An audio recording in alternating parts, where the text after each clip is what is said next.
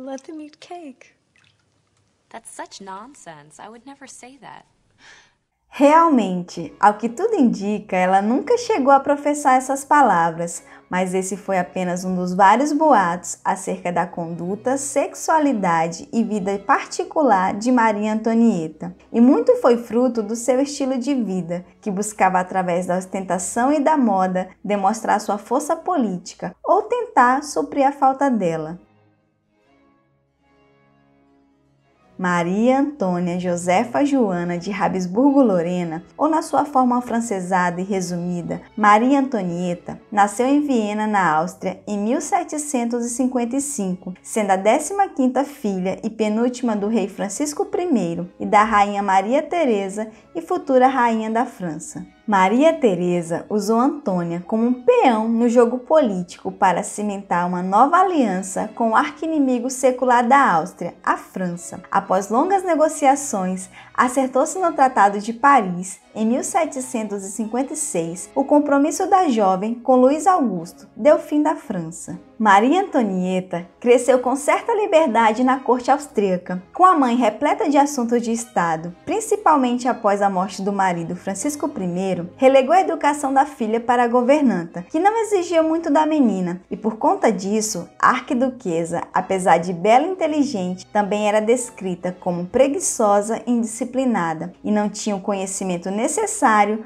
para desempenhar o papel de rainha. A jovem era loira ruivada, com grandes olhos azuis, faces rosadas e porte gracioso, prejudicada apenas por um lábio inferior proeminente que a identificava como membro do clã Habsburgo. Uma das exigências de Luís XV, o rei do clã Bourbon da França, que arranjou a negociação do casamento, era que Maria Antonieta deveria ser bonita e glamurosa, já que seu neto Luís Augusto não demonstrava muito interesse em mulheres. Com isso, Maria Teresa resolveu tornar a filha uma Bourbon digna, gastando 400 mil libras apenas no enxoval, sendo que na época o enxoval de um trabalhador tinha valor médio de 30 libras e de um aristocrata entre 2 a 5 mil libras, uma gigantesca diferença. Os dentes tortos foram resolvidos após 3 meses em um tratamento bastante doloroso. O cabelo era uma massa indisciplinada de cachos loiros avermelhados, habitualmente deixado para trás da testa e preso por uma faixa de lã, o que estava lhe causando manchas de calvície ao redor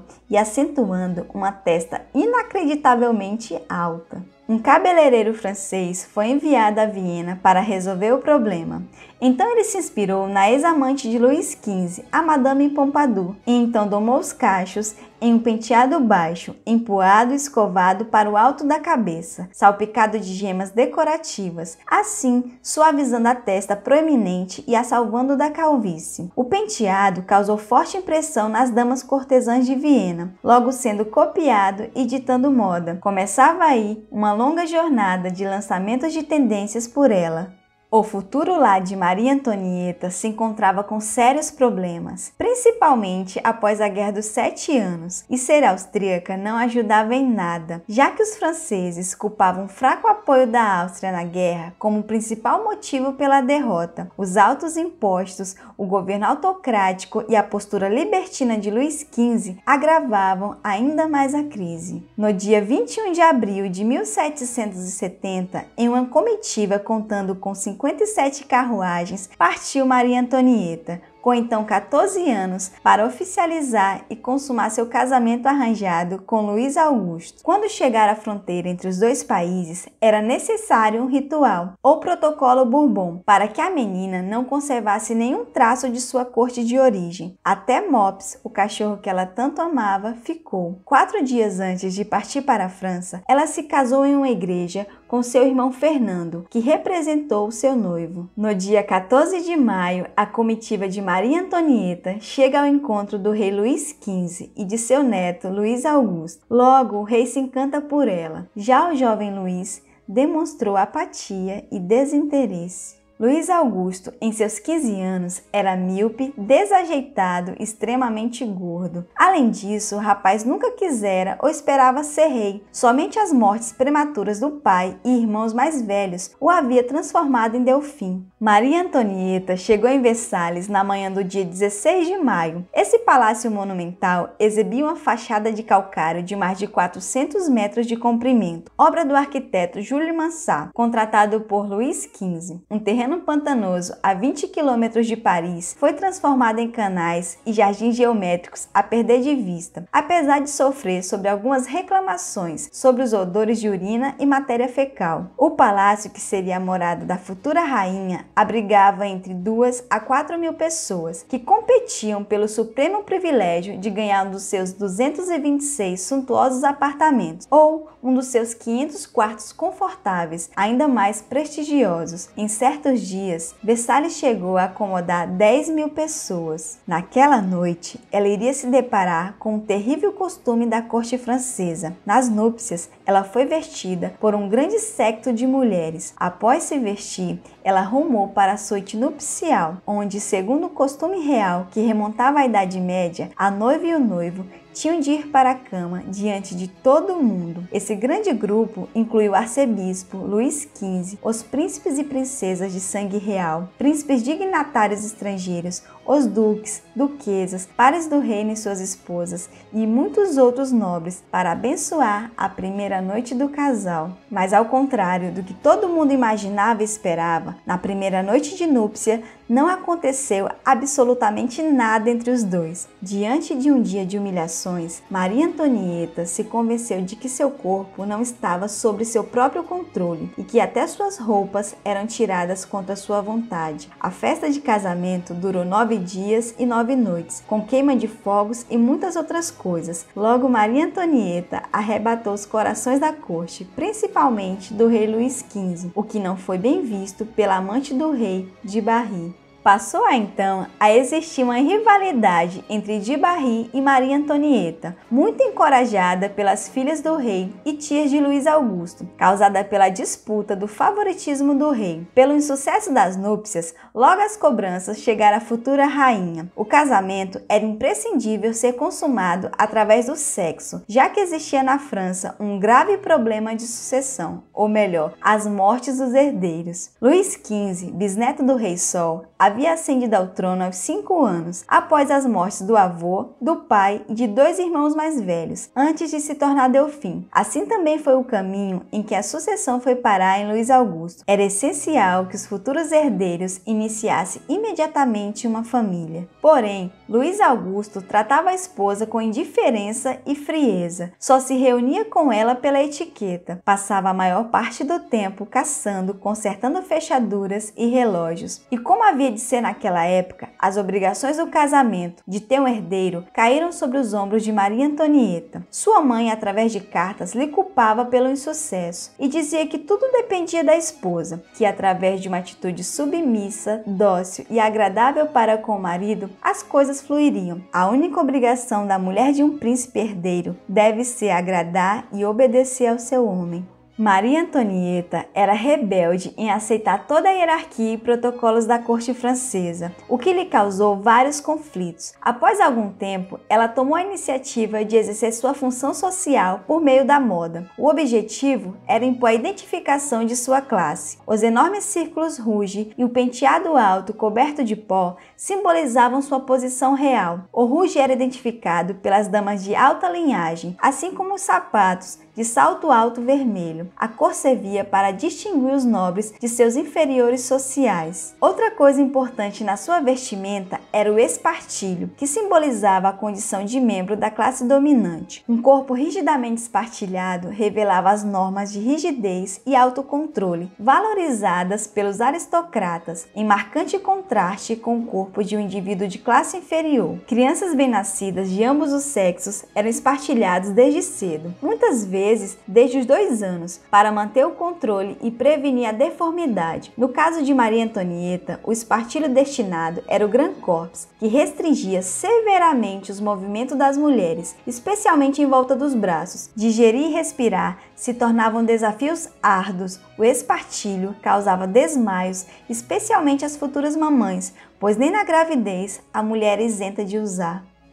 Devido a uma conspiração das tias, ela deixou de usar esse espartilho, fato que gerou um escândalo na corte, a respeito do aumento da cintura e até da deformação do ombro da princesa. Dividindo as atenções com de Barry e a esposa do irmão de Luís Augusto, ela estava constantemente ameaçada na corte, o que a levou progressivamente a investir em sua imagem, já que na corte a aparência de majestade bastava. À medida que a solidão aumentava na corte e, paralelamente, o poder de Barry, ela viu na montaria uma forma de escapismo. Sendo uma tarefa para homens, a princesa se saiu muito bem, inclusive recebendo elogios do rei. Maria Antonieta passou a investir em roupas de montaria, inclusive usando calças, o que transmitia a imagem de uma mulher forte. Maria Antonieta inovou nos trajes de equitação, ao adotar as calças apertadas na perna e franzidas, numa faixa justa em torno da cintura. Antes era usada mais solta e com tecidos de lã, seda ou veludo por baixo das anáguas. Da forma que ela usava, estava longe de ser comum. A quase inexistência de calças correspondia à realidade social da época. Era reprovado o uso dessa peça por mulheres, já que elas assumiam poses e gestos masculinos. Pior ainda, a facilidade na montaria, já que representava uma afronta à decência e à saúde reprodutiva. Para piorar, ela montava o cavalo igualmente um homem, com pernas abertas. Acredita-se que ela tenha se inspirado em Luís XIV e no próprio Luís XV para passar essa imagem de mulher forte através da montaria, já que os dois reis usavam a roupa de montaria como símbolo de virilidade, altivez e poder. Como era de se esperar, ela foi duramente criticada pela mãe por cavalgar e por usar roupas de homem. Na corte e entre a população em geral, os boatos eram de que ela seria lésbica. Em 8 de junho de 1773, os futuros monarcas visitam Paris e fazem uma passeata que, para a surpresa de Maria Antonieta, lotam as ruas. Enquanto o povo se encanta por ela,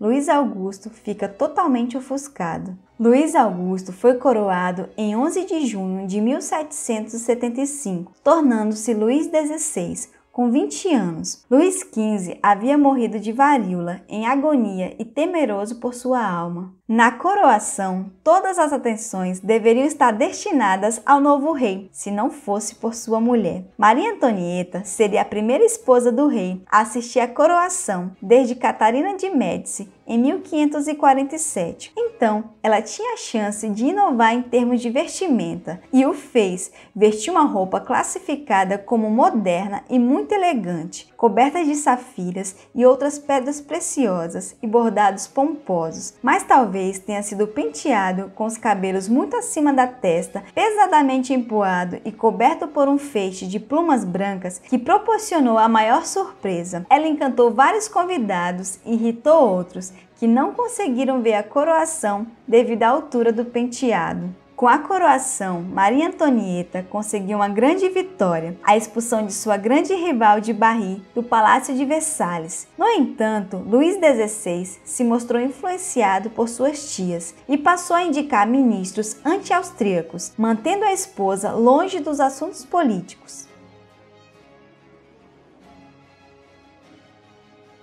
Para compensar essa frustração, ela se voltou novamente à moda e instituiu a Era dos Bailes de Máscara em Versalhes, promovendo 2 festas por semana. E claro, era ela quem mais chamava a atenção. Em Versalhes, esperava-se tradicionalmente que as rainhas levassem vidas calmas, recolhidas, ocupando-se de criar os filhos e de rezar, enquanto as amantes escolhidas gastavam à vontade os cofres reais. Mas Luís XVI, com sua reticência sexual ainda incapacitante, não tinha amantes e não fazia qualquer esforço em conseguir. Com sua coleção de roupas ostentosas de valor inestimável, Maria Antonieta eclipsava todas as outras nobres de Versalhes. Era ela que dominava e deslumbrava a corte, e Luís XVI se recusava em restringir seus gastos, usando grande parte do orçamento real nas festas semanais. Por não ter influência política sobre o rei, ela usava a ostentação como distração e transmitia ao público, de certa forma, o poder que ela detinha sobre o rei, mesmo não sendo verdade. Baseada na ostentação, Maria Antonieta passou a ser o centro da gravidade. Ao mesmo tempo, por fazer um uso tão eficiente do vestuário para ostentar sua invejável proeminência, Maria Antonieta fez de Paris uma das maiores cidades da Europa, o centro da moda. Nos primeiros meses de 1774, surgiu em Paris um tocado inovador, o puff,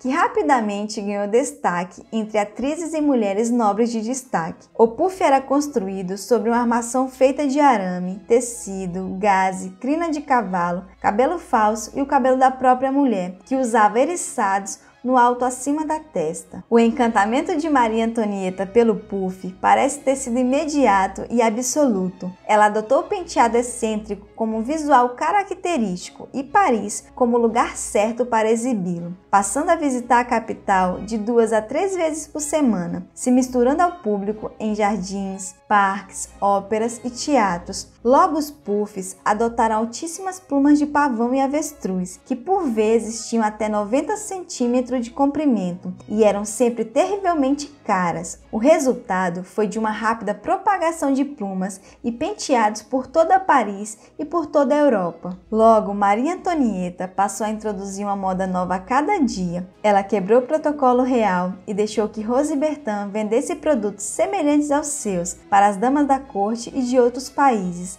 A única condição existente no acordo era que nenhuma venda fosse feita menos de 2 semanas que ela revelasse pela primeira vez o artigo em questão. As mulheres francesas de todas as posições sociais desejavam parecer-se com sua rainha. Nem os inconvenientes impostos pelos tocados característicos da rainha desencorajavam as mulheres de tentar imitá-la.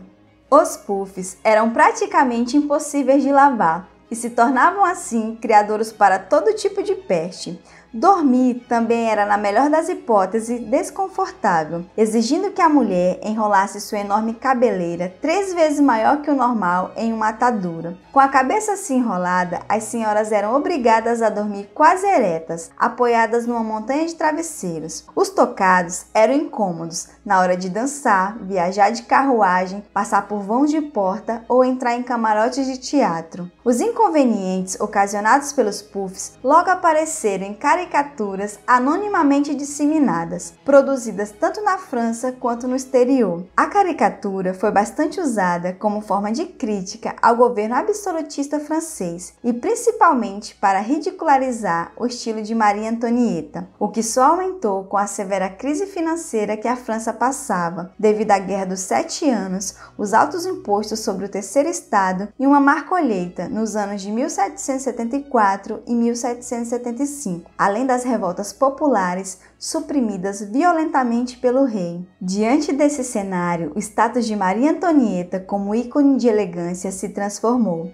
de encantador a suspeito, e o uso da moda para inspirar respeito entre os súditos começou a trabalhar contra ela. Logo acusaram-na de narcisista, pois os trajes opulentos usados pelos soberanos franceses estavam destinados a mostrar a grandeza da França. Já os dela pareciam atenuar seus encantos pessoais, o que se mostrou ser um ato egoísta e dissociado dos interesses mais amplos do reino. E paradoxalmente, a postura da rainha frente à miséria do povo mostrava-se ser bastante indiferente. No círculo íntimo, ela quase não recebia críticas. O rei pouco a criticava, apenas sua mãe alertava do excessivo rebuscamento e das práticas pouco habituais para uma mulher daquela época.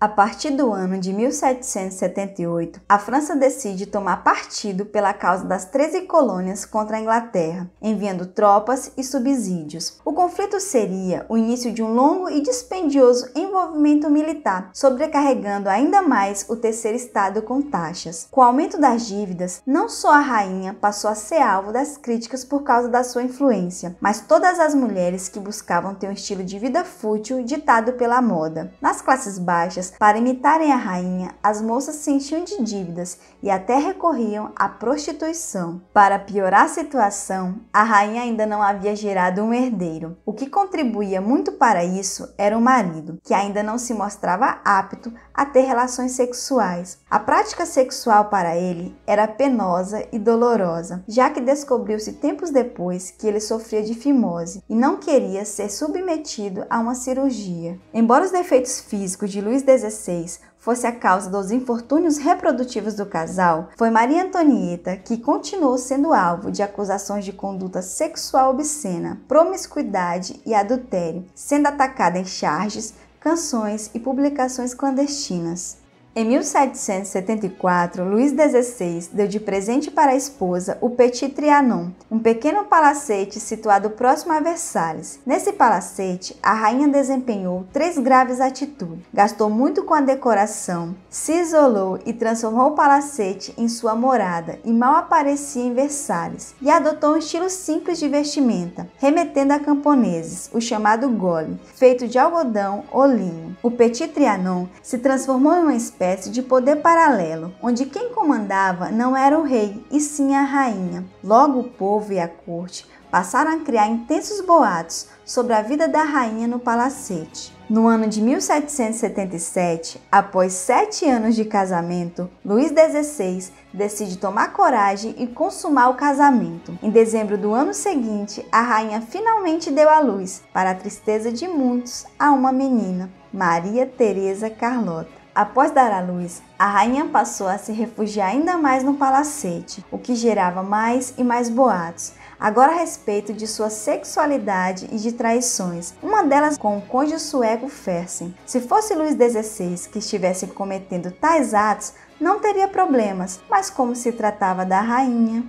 Em 22 de outubro de 1781, ela finalmente cumpriu seu dever para com o reino e deu à nação um delfim, uma criança chamada Luís José. O enxoval do menino e as novas roupas da rainha eram feitos de lã e de linho, fabricados na Inglaterra, o que gerou novas críticas à rainha, agora com tons xenofóbicos a respeito da sua nacionalidade e da compra feita ao principal inimigo, que gerava grandes problemas econômicos e sociais. Aos 30 anos, a rainha passa por uma mudança em seu guarda-roupa, agora de forma mais conservadora, não devido aos protestos e críticas, mas pela perda da vaidade. Seus acessórios foram modificados para ficarem de acordo com a mulher mais madura. Ela se tornou uma mulher insegura até em relação ao cabelo, que após a 3ª gestação passou a cair muito, o que fez seu penteado alto ser substituído por um mais rente. As medidas também haviam chegado e suas proporções haviam inflado nos últimos anos. O busto media na época 111 centímetros. Em março de 1785, ela deu à luz a uma nova criança, Luís Carlos, o que gerou alguns boatos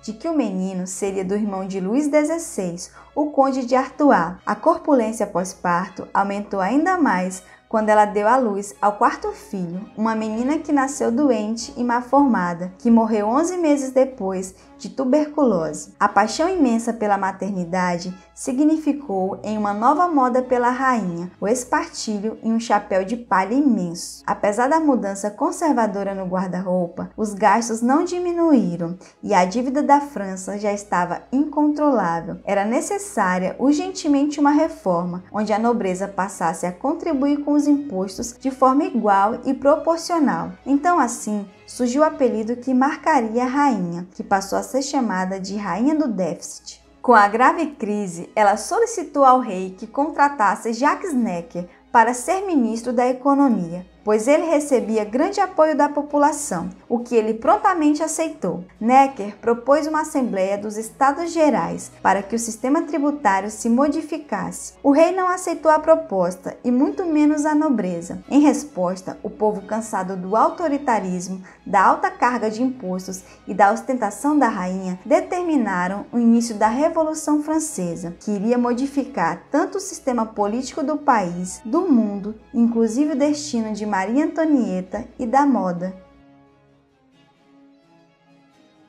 Nesse início de revolução, a moda se fez presente. Nessas circunstâncias, roupas e acessórios tornaram-se claros sinais de intenção política. Os que apoiavam a ascensão do terceiro estado ao poder indicavam sua posição usando grandes cocardes, rosetas, de fitas presas nos chapéus ou espetados na roupa. A roseta deveria ser nas cores vermelha, branca e azul. A cocarde tricolor tornou-se imediatamente o símbolo onipresente da nação revolucionária e, ao ser adotada por Luís XVI, representava um anseio por uma monarquia parlamentar. As cores foram adotadas também pela recém-formada Guarda Nacional Burguesa, comandada pelo general Lafayette. Logo, as rosetas e fitas tricolores se espalharam pela população e chegaram até a família real, o que foi uma grande decepção para Maria Antonieta, que repudiava os emblemas revolucionários. Ela esforçou-se por vestir-se de uma maneira que não fizesse nenhuma concessão aos tempos de mudança. Ela buscava reafirmar o enorme fosso que existia entre ela e o povo.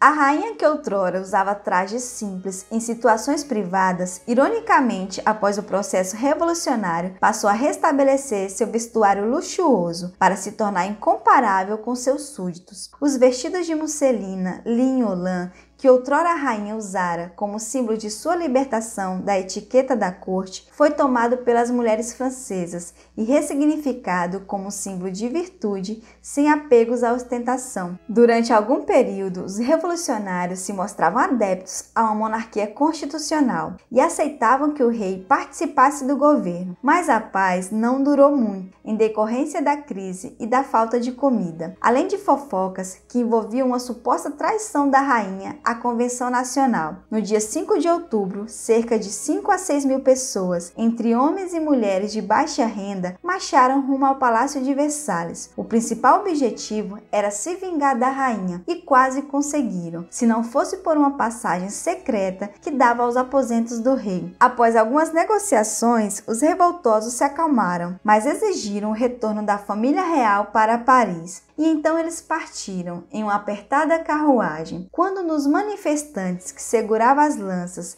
deu uma estocada perto da janela em que estava Maria Antonieta, consta que ela gritou: "Alguém afaste esses sans-culottes de mim." Essa observação era um insulto. Ser considerado um sans-culottes era o mesmo que não ter uma roupa apropriada. Novamente, Maria Antonieta havia, ao que parece, fornecido a seus adversários um guia indumentário para a rebelião. Ao chegar em Paris, o rei e a rainha se instalaram no Palácio das Tuileries, onde não ficavam desde 1722, e Maria Antonieta utilizou seu vestuário para expressar sua fé superficial nas novas ideias do povo. Vestidos brancos, azuis, repletos de faixas tricolores, eram predominantes. Os monarcas eram prisioneiros no Palácio das Tuileries, estavam à luz de perigos crescentes e manifestações no final de 1790. Então, eles concluíram que tinham pouca escolha, senão escapar de Paris. Foi então que no dia 20 de junho de 1791, o casal real empreendeu fuga, disfarçando-se de empregados, com o objetivo de chegar até Flandres, na fronteira com a Áustria, e de lá enveredar uma contra-revolta. No dia seguinte, a França estava alerta e muito decepcionada pela fuga dos reis, que foram alcançados próximos à fronteira e de lá escoltados de volta. Aos sons de muitas vaias e assobios, voltaram para Paris, agora como prisioneiros de fato. A partida clandestina foi vista como uma traição da causa revolucionária, fazendo com que a família real perdesse qualquer resquício de credibilidade política. A própria ideia de uma monarquia constitucional, ainda defendida por revolucionários, ficou gravemente enfraquecida. O impasse do que seria feito com o rei durou até 10 de agosto, onde, em decorrência de ameaças de invasão estrangeira para libertar a família real, o povo atacou violentamente as Tuileries, com o objetivo de depor o rei e pôr fim à monarquia. A família real ainda conseguiu sobreviver, mas perderam tudo, inclusive o guarda-roupa de Maria Antonieta, que a partir desse dia teve que usar roupas doadas, inclusive íntima. Foram levados no dia 13 de agosto para a Torre, uma fortificação da Idade Média que funcionava como prisão de acusados de bruxaria e hereges durante a Inquisição. Lá seria agora a prisão do rei e da rainha da França. A Convenção Nacional, que estava governando a França, aboliu a monarquia e instituiu a Primeira República Francesa. Logo ficou claro que para a República se prolongar, seria necessário que o rei morresse, pois vivo ele era uma ameaça. Em 3 de dezembro de 1792, começaram os julgamentos do rei, agora não mais Luís XVI, apenas Luís Capeto, o seu nome de cidadão francês igual aos outros. Em 15 de janeiro saiu a sua sentença. Luís foi considerado culpado por conspirar contra a liberdade e a segurança pública. Sua pena seria a morte na guilhotina, o que ocorreu no dia 20 de janeiro de 1793. Com a morte de Luís XVI, os revolucionários ficaram no impasse do que fariam com Maria Antonieta, já que esse acontecimento nunca tinha ocorrido na França. Muitos eram adeptos da ideia de que ela deveria ser devolvida para a Áustria. No entanto, com a execução do rei, outras monarquias se sentiram ameaçadas e ultrajadas com os métodos republicanos e formaram coalizões para invadir a França. Passaram também a obter vitórias na fronteira, o que representava uma grande ameaça aos republicanos. Após esses fatos, Maria Antonieta foi considerada uma ameaça à revolução, sendo transferida de prisão, levada para uma cela mais reclusa, menor e imunda, separada dos filhos. Foi levada para o Tribunal Revolucionário no dia 15 de outubro de 1793, onde seria julgada pelos seus crimes contra a França. Mas ao invés de provas robustas, a ré foi acusada por base de boatos, inclusive de que havia praticado incesto com o filho de 8 anos na prisão. Diante dessa acusação, ela reagiu ferozmente, causando até boa impressão aos jurados. Mas o seu veredito já estava certo e no dia 16 de outubro ela foi considerada culpada por ser uma inimiga da nação, cúmplice e instigadora pelos crimes cometidos por Luís Capeto. Como seu falecido marido, ela deveria ser guilhotinada na Praça da República, mas diferentemente dele, ela não teria permissão para se despedir dos parentes que lhe restavam, e sua execução foi marcada para o mesmo dia. Outra coisa importante desse período foi que após a morte de Luís XVI, Maria Antonieta passou a usar um vestido preto em sinônimo de luto, mas a convenção passou a proibir esse tipo de vestimenta pelo povo, para que não fosse exaltado o finado rei, mas como um ato de compaixão, deixou que ela continuasse a usar o vestido preto. Ela então se utilizou daquele vestido preto como um ato de rebeldia e exaltação de sua linhagem, fato que ao ser condenada foi prontamente proibida de usar o vestido preto, agora já surrado, sujo e rasgado, pois os revolucionários estavam com medo do interesse que ela poderia inspirar como viúva do rei. Quando se preparava para enfrentar a guilhotina, Maria Antonieta teve que encontrar alguma outra coisa para se vestir, e assim ela partiu para a guilhotina, em uma carruagem aberta como uma criminosa, não mais coberta de joias ou plumas. Sem extravagância e ostentação, ali se encontrava uma mulher espoliada que seu próprio vestido de luto lhe fora tomado. Já estava abatida, muito magra e privada de todo o seu esplendor. Mesmo assim, ao escolher apenas um vestido branco para seu ato final, mostrou que até mesmo no momento da sua morte, seria lembrada pela moda. Olá, eu sou a professora Zilmar. Se você gostou do vídeo, não esqueça de deixar seu like, comentar no vídeo abaixo e compartilhar com seus amigos. Até a próxima! Tchau!